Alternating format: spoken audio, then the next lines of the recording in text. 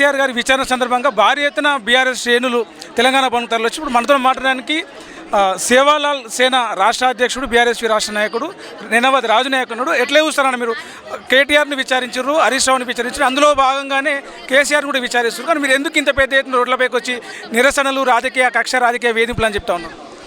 ఇవి తెలంగాణ మనం చెప్పాల్సిన అవసరం లేదన్న తెలంగాణ రాష్ట్ర ప్రజలే క్లియర్గా చెప్తా ఉన్నారు. ఇది కక్ష సాధింపుల చర్యగానే కేసీఆర్ గారిని, కేటీఆర్ గారిని, హరీష్ రావు గారిని వీళ్ళు వేధిస్తున్నారు. ఈరోజు తెలంగాణ రాష్ట్ర సంపదను కాపాడుతున్నది బీఆర్ఎస్ పార్టీ. తెలంగాణ రాష్ట్రంలో తప్పులు జరుగుతున్నా, మంచి జరుగుతున్నా, ఇండస్ట్రియల్ ల్యాండ్లు 9,293 ఎకరాలు పోతున్నా కూడా దాన్ని కాపాడింది బీఆర్ఎస్ పార్టీ, కేటీఆర్ గారు. ఎప్పటికైనా తెలంగాణ రాష్ట్రానికి బీఆర్ఎస్ పార్టీ శ్రీరామ రక్ష. ఈరోజు మీరేదో తప్పుడు హామీలు ఇచ్చి ఈరోజు ముఖ్యమంత్రి స్థానంలో కూర్చొని 100 రోజులలో అన్ని హామీలు ఇస్తాము మీరే చెప్పి వచ్చిరు. మీరేం చేసిరు? నిజం చెప్పాలంటే ఈ పండగలు, పబ్బాలు, గుళ్ళు, గోపురాలు కాంగ్రెస్ పార్టీ కోసమే వచ్చినట్టున్నాయి. రేవంత్ రెడ్డి గారి ప్రభుత్వాన్ని ముందుకు నడిపించడానికే వచ్చినట్టున్నాయి. ఎందుకు చెప్తున్నామంటే మీరు రైతు భరోసా అడగండి, ఓ దేవుడి మీద ఒట్టేస్తాడు, కథం. మీరు రైతు రుణమాఫీ అడగండి, ఇంకో పండగ పేరు చెప్పి ముందుకు దొప్పుతాడు. పండగలు, పబ్బాలు, రేవంత్ రెడ్డి గారు ప్రతి ఒక్క గుళ్ళు, గోపురాలు, ముక్కోటి దేవతలు అయిపోయారన్నా. ఇప్పుడు పండగలు, పబ్బాలు అయిపోయినాయి. అన్ని పండగలు, పబ్బాలు అయిపోయినాక మిగిలిన ఏమున్నాయి తెలుసా? ప్రభుత్వాన్ని ముందుకు నడిపించాలంటే mother's day, father's day, children's day, mother's day, father's day, children's day, women's day, ఇవి కూడా రేవంత్ రెడ్డి గారు రైతు భరోసా అడిగితే ఉమెన్స్ డే దాటినాక వేస్తా అంటారు. వాడుకొని ఇవి మాత్రమే ఉన్నాయి. ప్రస్తుతానికి రైతు భరోసా, రైతు బంధుకు సంబంధించి మున్సిపల్ ఎన్నికల కోడ్ ఉంది కాబట్టి వేస్తలేరని చెప్పేసి చెప్తున్నారు కదా ప్రభుత్వం. అంతకుముందు ఏం పీకి కట్టిరు? అంతకుముందు ఏమైంది? మున్సిపల్ ఎలక్షన్ కోడ్ వచ్చింది నిన్న కదా, 27 తారీఖు. అంతకుముందు ఏం పీక్తురు? అంతకుముందు ఏం పీక్తున్నారు? ఫోన్ ట్యాపింగ్ మీద ఉన్న ధ్యాస సంక్షేమ పథకాల మీద లేదా? ఎందుకు మాట్లాడొద్దు? బరాబర్ మాట్లాడతాం. ఈరోజు తెలంగాణ రాష్ట్రాన్ని తీసుకొచ్చిన ఒక తెలంగాణ రాష్ట్ర జాతి పిత ఈరోజు ఒక రాష్ట్రాన్ని తీసుకొచ్చి ముఖ్యమంత్రి అయ్యిండు. ఒక రాష్ట్రం మీద ముఖ్యమంత్రి కాలే. అంటే రాష్ట్రాన్ని తీసుకొస్తే ఫోన్ ట్యాపింగ్ చేయొచ్చా? ఫోన్ ట్యాపింగ్ అనేది ముఖ్యమంత్రికి సంబంధించిన విషయం కాదు. ఇది ప్రతి ఒక్కరికి తెలియాలి. సిట్ అధికారులు కూడా తెలియాలి. అరే ముఖ్యమంత్రి డైరెక్ట్ ఫోన్ ట్యాపింగ్ ఎట్లా చేస్తాడన్నా? ఈరోజు ముఖ్యమంత్రి రాష్ట్రంలో ఉన్న ల్యాండ్ ఆర్డర్ ఇష్యూలు కానీ ఏం జరుగుతున్నది ఇన్ఫర్మేషను ఇంటెలిజెన్స్ డిపార్ట్మెంట్ దగ్గర నుంచి తెచ్చుకోవాలి. ముఖ్యమంత్రి గారు ఆదేశాలు ఇచ్చినప్పుడు సంబంధించిన అధికారులు ఫోన్ ట్యాపింగ్ చేస్తారా, ఇంటికి వెళ్తారా, ఏం వింటారా, ఏం చేస్తారా, అది ముఖ్యమంత్రికి అనవసరం. అదే అధికారులు. కేసీఆర్ ఇన్వాల్వ్మెంట్ కానీ, కేసీఆర్ తప్పు కానీ ఫోన్ ట్యాపింగ్ విషయంలో ఏం లేదంటారు. ఆయన ఇన్వాల్వ్మెంట్ అంటే కేసీఆర్ గారు డైరెక్ట్ ఫోన్ ట్యాపింగ్ చేసి ఇన్లే కదన్నా. మరి అట్లాంటప్పుడు విచారణ చేస్తే తప్పేంటి? విచారణకు ఎందుకు భయపడుతున్నారని చెప్పేసి ఇలా కాంగ్రెస్ మంత్రులు కావచ్చు, ఎమ్మెల్యేలు కావచ్చు ఈరోజు పొద్దున్న నుంచి సోషల్ మీడియా వేదికగా ప్రశ్నిస్తున్నారు. మీ సమాధానం ఏంటి? ఈరోజు వాళ్ళు ప్రశ్నిస్తూనే ఉంటారు. హరీష్ రావు గారికి నోటీస్ ఇచ్చిరు. సిద్దిపేటలో ఉన్నా కూడా పరిగెత్తి కొట్టుకొచ్చి కోర్టుకి వెళ్లకుండా, ఒక గంట ఆలస్యం చేయకుండా నవ్వుకుంటూ వచ్చిండు. కేటీఆర్ గారికి నోటీస్ ఇచ్చిరు. ఆయన కూడా లేట్ చేయాలి. ఎక్కడ కోర్టుకి వెళ్ళిండా? ఏదైనా టైం తీసుకున్నాడా? సంతోష్ రావు గారికి నోటీస్ ఇచ్చిరు. ఆయన టైం తీసుకున్నాడా? కేసీఆర్ గారు టైం తీసుకున్నారా? ఒకరోజు టైం తీసుకున్నారు. కేసీఆర్ గారు ఒకరోజు టైం తీసుకున్నారు. నోటీస్లో ఏం రాసిరు? మీరు 160 CRPC మీరు ఒక సాక్షిగా రావాలి, మీ దగ్గర ఉన్న ఇన్ఫర్మేషన్ని మీరు ఇవ్వాలి, మీరు ఎక్కడ చెప్తే అక్కడికి వచ్చి మేము విచారణ చేస్తామని మీరే నోటీస్లో క్లియర్గా మెన్షన్ చేసిరు కదా. అది తెలియలేదా సిట్ అధికారులకు? మీరు మెన్షన్ చేసినప్పుడు ల్యాండ్ ఆర్డర్ ఇష్యూ వస్తుంది, నేను నందినగర్కి వచ్చినా, బీఆర్ఎస్ భవన్కి వచ్చినా, పోలీస్ స్టేషన్కి వచ్చినా ల్యాండ్ ఆర్డర్ ఇష్యూ వస్తుంది, నేను ఎక్కడ ఉంటాను, ఎర్రవల్లిలో ఉంటాను, రండి అని చెప్పి అడిగారు. తప్పేముంది? మీరే చెప్పారు కదా ఎక్కడ కావాలంటే అక్కడ. మీకు మేము విచారణ కేసీఆర్ను అధికారంలోంచి దింపినాం, కుర్చీలోంచి దింపినాం, ఇంటికి పంపించినాం. ఈరోజు నందినగర్ నుంచి ఎర్రవల్లికి పంపించినాం. మళ్ళీ ఎర్రవల్లి నుంచి మేము ఎక్కడికి రావాలంటే అక్కడ రప్పించుకుంటున్నాం అని చెప్పేసి కాంగ్రెస్ నాయకులు అంటే కేసీఆర్ పని అయిపోయిందని చెప్పేసి ఒక మాట మాట్లాడుతాం. అంటే ఇప్పుడు కక్షపూరితంగా కేసీఆర్ గారు ముఖ్యమంత్రిగా దిగిపోయారు. కేసీఆర్ గారి మీద రేవంత్ రెడ్డి గారికి ఎన్ని కేసులు ఉన్నాయో కేసీఆర్ గారి మీద అన్ని కేసులు ఉండాలి.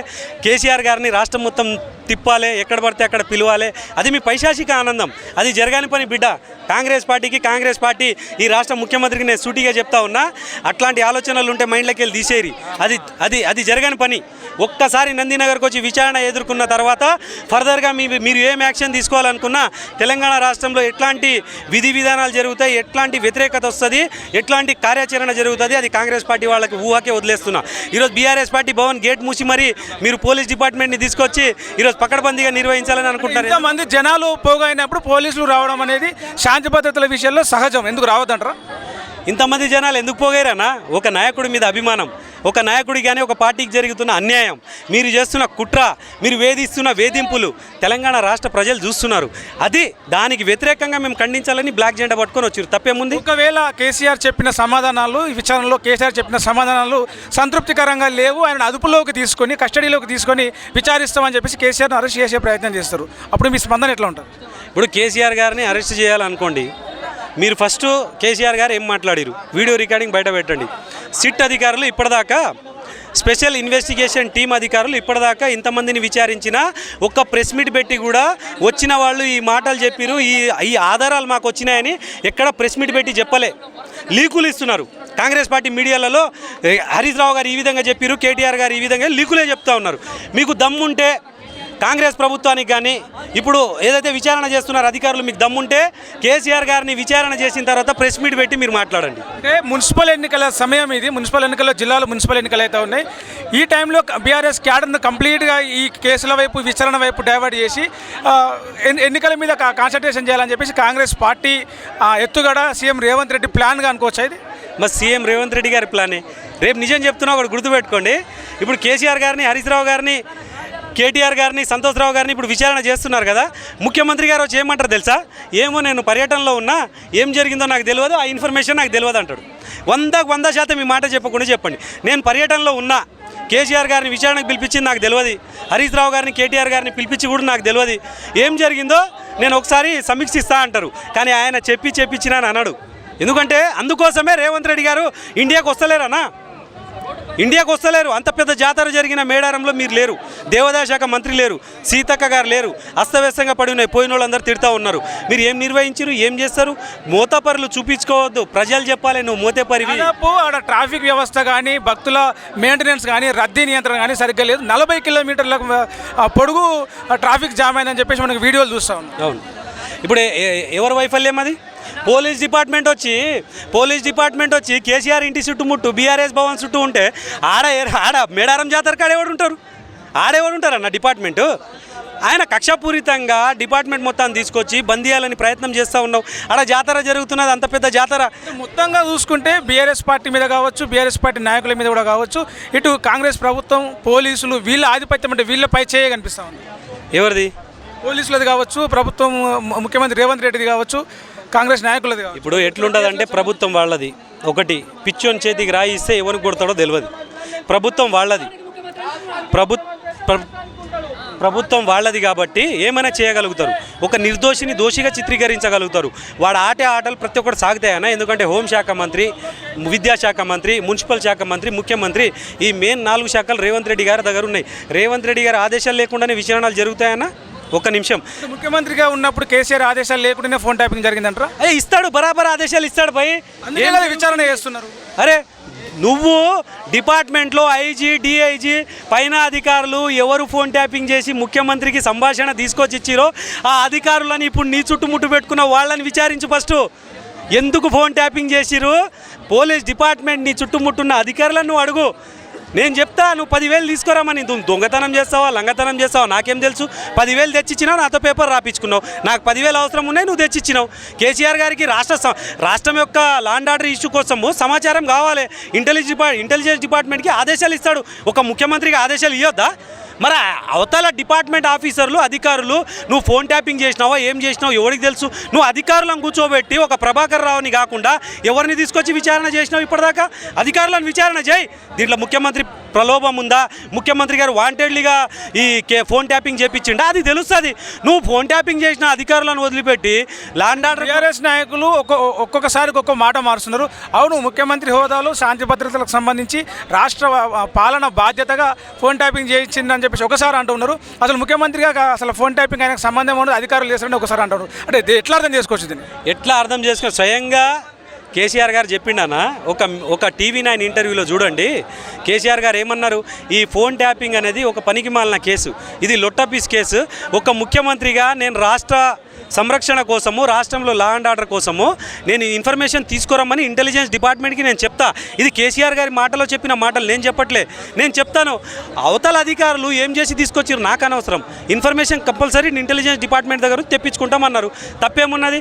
ప్రమాణ పూర్తిగా రేవంత్ రెడ్డి గారికి దేవుళ్ళ మీద ఒట్టేసి నేను ఇప్పుడు ఫోన్ ట్యాపింగ్ చేస్తానని చెప్పమను. అంటే ఇప్పుడు ఓవరాల్గా ఈ 420 హామీలు 6 గ్యారెంటీలు ప్రభుత్వం చేస్తా అని చెప్పినటువంటి ఆ సంక్షేమ పథకాల అమల్లో ఫెయిల్ ఇవన్నింటినీ కప్పిపుచ్చుకోవడానికి ఎలక్షన్ల టైంలో తిరిగి వీళ్ళని డైవర్ట్ చేయడానికి ఈ రాజకీయం ఇదంతా చేస్తారంటారు. 100% 6 గ్యారెంటీలు ఇవ్వలేక డైవర్షన్ పాలిటిక్స్ కోసము సంక్షేమ పథకాలు ప్రజలు ఎక్కడ అడుగుతారో అని ప్రతి ఒక్క ఇష్యూని తెర మీదకి తీసుకొచ్చి తెలంగాణ రాష్ట్ర ప్రజల యొక్క 6 గ్యారెంటీల మీద ఉన్న మైండ్ని కాస్త పక్కకు దొబ్బి డైవర్షన్ పాలిటిక్స్ చేయాలి. ఈ 5 సంవత్సరాలు మా జేబులు నింపుకోవాలి, తెలంగాణ రాష్ట్రాన్ని సంకనాకియాలి. నేను నాయకత్వ లక్షణాలు నేర్చుకునికే నేను హార్వర్డ్ యూనివర్సిటీకి పోతా. కాంగ్రెస్ పార్టీ నాయకులు ఏమంటున్నారన్నా, మా అన్న హార్వర్డ్ యూనివర్సిటీకి వెళ్ళి చదువుకునికే పోయింది అంటున్నారు. వీళ్ళకి దిమాగ్ కూడా లేదు. ఆయన 21వ సెంచరీలో క్లిష్టమైన పరిస్థితులలో రాష్ట్రాన్ని ఏ విధంగా నడిపించాలి, పరిస్థితులు బాగాలేనప్పుడు ప్రజలను ఏ విధంగా సంక్షేమ పథకాలు ఇవ్వాలి, పరిపాలన ఏ విధంగా తీసుకోవాలి అనే సబ్జెక్ట్ మీద హార్వర్డ్ యూనివర్సిటీకి వెళ్ళి రేవంత్ రెడ్డి గారు నాయకత్వ లక్షణాల కోసం వెళ్ళిరు. ఇప్పుడు నేను ఒకటే చెప్తున్నా, నువ్వు ఇప్పుడు హార్వర్డ్ యూనివర్సిటీకి వెళ్ళి నాయకత్వ లక్షణాలు నేర్చుకోవడానికి వెళ్ళినావు. ఇప్పటిదాకా నీకు నాయకత్వ లక్షణాలు రావని మేము అర్థం చేసుకోవాలి. నాయకత్వ లక్షణాలు రాని నాయకుడికి ఈ రాష్ట్ర ముఖ్యమంత్రి చేసి మేము చెప్పు దెబ్బలు కొట్టుకోవాలని మేము అర్థం చేసుకోవాలి. నాయకత్వ లక్షణాలు నీకు వచ్చింటే తెలంగాణ రాష్ట్రం సంకనాగిపోకపోతుండే. ఈ 2 సంవత్సరాలలో నీకు ఏం తెలియదు కాబట్టి తెలంగాణ రాష్ట్రం సంకనాగిపోయింది. మొత్తం దౌర్భాగ్యమైన పరిస్థితులకు వచ్చింది, దరిద్ర రేఖకు దగ్గరలో పోయింది. ఇప్పుడు 2 సంవత్సరాలు గడిచిపోయినాక రేవంత్ రెడ్డి గారు నాయకత్వ లక్షణాలు నేర్చుకొని వచ్చి తెలంగాణ రాష్ట్రానికి ఏం పీకి కట్టగడతాడు? ఇప్పుడు నేర్చుకొని వచ్చి ఏం పీకి కట్టగడతాడు? మళ్ళోసారి అధికారంలోకి వస్తాడు, ఇంకోసారి అధికారంలోకి రావడానికి అన్న నాయకత్వ లక్షణాలు అనేది ఇక్కడ ఉండాలన్నా, ఇక్కడ ఉండాలి. మంచి చేయాలి, చెడు చేయాలనేది రేవంత్ రెడ్డి గారికి మొత్తం దుర్బుద్ధి ఉంటుంది. మీరు ఆలోచన చేయండి. రేవంత్ రెడ్డి గారికి ఏదైనా కూలగొట్టాలి, కబ్జాలు చేయాలి, నా కుటుంబ సభ్యులు బాగుండాలి, నన్ను నమ్ముకున్న వాళ్ళు బాగుండాలి, అణగారిన వర్గాల వాళ్ళు ప్రతి ఒక్కరు నా చెప్పు కింద ఉండాలనే ఒకే ఒక కాన్సెప్ట్ తోటి రేవంత్ రెడ్డి గారు ఉన్నారు. మీరు గుర్తు చేసుకోండి, ఏ ఒక్కరి సంక్షేమ పథకాలు ఇచ్చి మహిళలకు నేను కోటీశ్వరులు చేసినా అంటే ఆర్టీసీ బస్ ఎక్కియడమా? మహిళలు ఆర్టీసీ బస్ ఎక్కితే కోటీశ్వర్లు ఎట్లయితారన్న నాకు అర్థం కాదు. ఇలా ఫస్ట్ టైం కాంగ్రెస్ పార్టీ వచ్చినాకనే మహిళలు ఆర్టీసీ బస్ ఎక్కుతున్నారు. ఇంతకుముందు ఎక్కలే. ఆర్టీసీ బస్సు విమానం, మరి ఆర్టీసీ బస్సు విమానం ఫ్లైటు. ప్రజలు ఇంతవరకు మహిళలు అసలు ఆర్టీసీ బస్సే ఎక్కలే. మహిళలకేమో 10 రూపాయలు టికెట్ ఫ్రీ చేసి ఆర్టీసీ బస్సు ఎక్కి మహిళలు కోటీశ్వర్లు అంటావు. మహిళలు కోటీశ్వర్లు కావాలంటే కార్లు తిప్పు, ఒక్కొక్కరికి కార్లు ఇప్పి. నువ్వు ఫ్రీ బస్ ఎక్కించి మహిళలు కోటీశ్వర్లు అంటావేమో నాకు అర్థం కాదు. మహిళలకు పెట్రోల్ పంప్ పెట్టించి వాళ్ళ సంపాదన వాళ్ళు చేసుకుంటే మహిళలు కోటీశ్వర్లు అంటావు. 1 కోటి మంది మహిళల్ని కోటీశ్వర్లు బొంగు చేస్తావు. ఏడుకెళ్ళి చేస్తావు. తెలంగాణ రాష్ట్ర బడ్జెట్ ఎంత, నువ్వు చేసిన అప్పు ఎంత, తెలంగాణ రాష్ట్రానికి వచ్చే ఆదాయం ఎంత, దిమాగ్ ఏమైనా పనిచేస్తా ఉన్నదా? అది అర్థం లంక బిందెలు ఉన్నాయి అనుకొని వచ్చినాము, మొత్తం ఖాళీ కుండలు ఉన్నాయని చెప్పేసి అన్నాడు కదా. లంక బిందెలు ఉన్నాయని అనుకొని వచ్చిండు, మరి లంక బిందెలు లేవని అర్థం చేసుకున్నాడు కదా. ముఖ్యమంత్రి సీట్ నుంచి దిగమను, లేదంటే లంక బిందెలు ఉన్నాయి నేను అమ్ముకొని తినమని ఒప్పుకోమను.